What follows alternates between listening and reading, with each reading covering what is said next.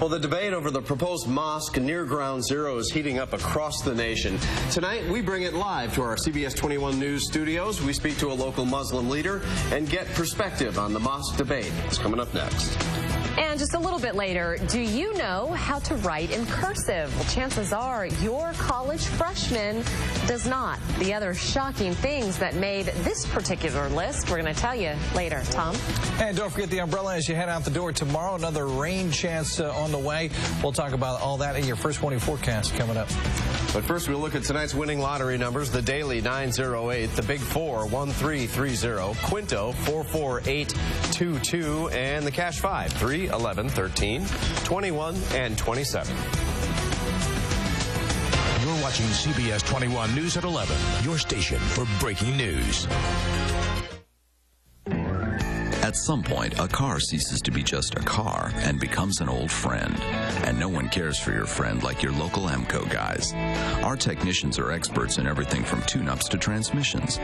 So whether your odometer's reached a new milestone or your air conditioning has lost its cool, bring your old friend into AMCO. People who know, call 1-800-GO-AMCO. Save now, $25 off AMCO's AC Recharge Special. AA MCO. Over 1,000 people a day switch to Chevrolet. Let's find out why. Malibu's sharp, has great mileage, and offers OnStar. 100,000-mile powertrain warranty got my attention. It's the Chevrolet Summer Event, which means the only thing left to decide is who drives it home. Me. Me. Qualified lessees now get a low-mileage lease on this Malibu LS, a Consumer's Digest Best Buy for around $199 a month. Call for details. The switch begins at ChevyDealer.com. Before he became a politician, Pat Toomey was a Wall Street wheeler dealer. In fact, millionaire Toomey helped pioneer the use of derivatives. He called them an enormous good. But they wound up nearly destroying our economy. When he got to Congress, Toomey wrote the law to weaken oversight of Wall Street. No wonder they're funding his campaign. Pat Toomey, Mr. Wall Street, not for us. The Democratic Senatorial Campaign Committee is responsible for the content of this advertising. Hallerman here with the latest news from our happy customers. It's so convenient to have one company we can call for all our plumbing, heating, cooling, electrical, and water conditioning needs. And with Haller's preferred customer program, you can save up to 15% on each service. We signed up for the preferred customer program because at our age, dependability is important. Now we have peace of mind. Call Haller today at 625-1500 or visit HallerEnterprises.com. One call handles it all. Haller Enterprises. One call handles your plumbing, heating, cooling, electrical, and water conditioning needs. Thank you, Chatfield, for watching CBS 21 News at 11, your station for breaking news. A spokesperson says President Obama is not worried about the anger over his comments about a planned mosque near Ground Zero. Yeah, you'll remember Friday, the president said that Muslims have the right to worship anywhere. On Saturday, he tried to clarify his statement by saying he's not endorsing these specific plans in New York City. The topic of building a mosque near the site of the 9/11 attacks has become a huge national debate.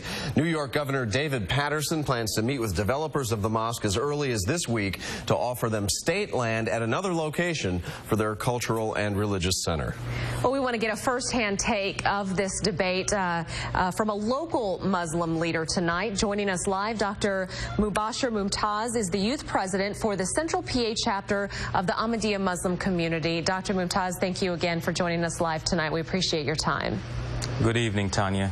Now, we've asked you to talk with us here tonight to get the insight from a Muslim American about the building of this mosque and community center near Ground Zero. Now, the argument by this particular Muslim group in building this mosque and community center, we're talking just 2 blocks from Ground Zero, is that they want a place to practice their faith. Simple as that.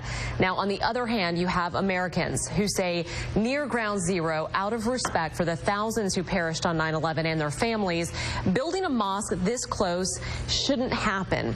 We want to get your thoughts on both sides. As a Muslim and an American, do you feel split on this issue?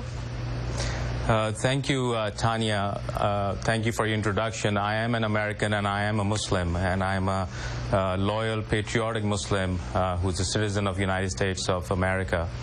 As you know, I belong to the Ahmadiyya Muslim community. We are the Muslims who believe in Messiah. Our motto is love for all, hatred for none. We are obviously very saddened with the loss of life at 9/11, and we understand the sensitivities involved, especially the deep emotions involved with the families of people whose loved ones were lost in this tragedy. However, I would like people to also understand that there were people from all walks of life. There were Christians, Jews, Muslims who died in this tragedy. The law of the United States of America does allow people of any religion to build a place of worship anywhere in the United States. So I believe that this place, which is actually not even a mosque, it's a community center which is 2.5 blocks away from Ground Zero. I hope that it is allowed to be built, and hope that citizens of Manhattan and New York understand the main issue behind this bill. If you put a stop to this, I'm sorry, go ahead, Tanya. I'm sorry to interrupt you. I just want people at home, the big issue, it's a very separated issue. A lot of people, unfortunately, when they do think of the Muslim faith, they automatically gear their thoughts towards terrorism.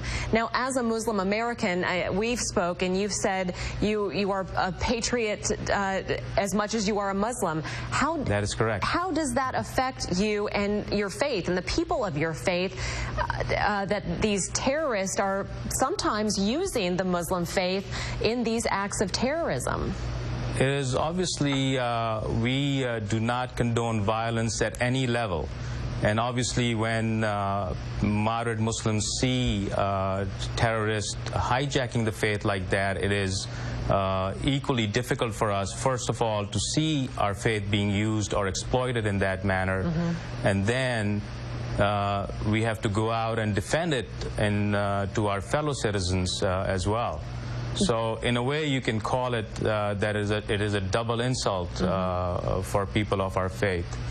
I was going to say to your previous question that you can say that you can stop a mosque building at Ground Zero, or for that matter 2 blocks from Ground Zero, but where is this going to end? Next thing would be that you cannot build any new mosque in Manhattan or New York or then in the United States. So for that matter, I don't think this particular issue that is being raised is valid, especially when the law of the country does allow a particular group to build a place of worship if it's legally possible. And there are, as I understand, no legal hassles with this particular project. Right. Okay. Well, this is certainly a topic that will be continuously discussed for some time now. Dr. Mumtaz, we thank you for your time and sharing your insight, not only on the Muslim faith, but also you as a Muslim American. We appreciate that.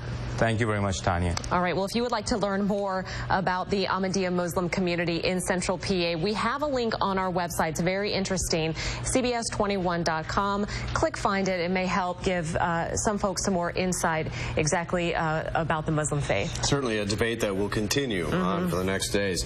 The ex-governor of Illinois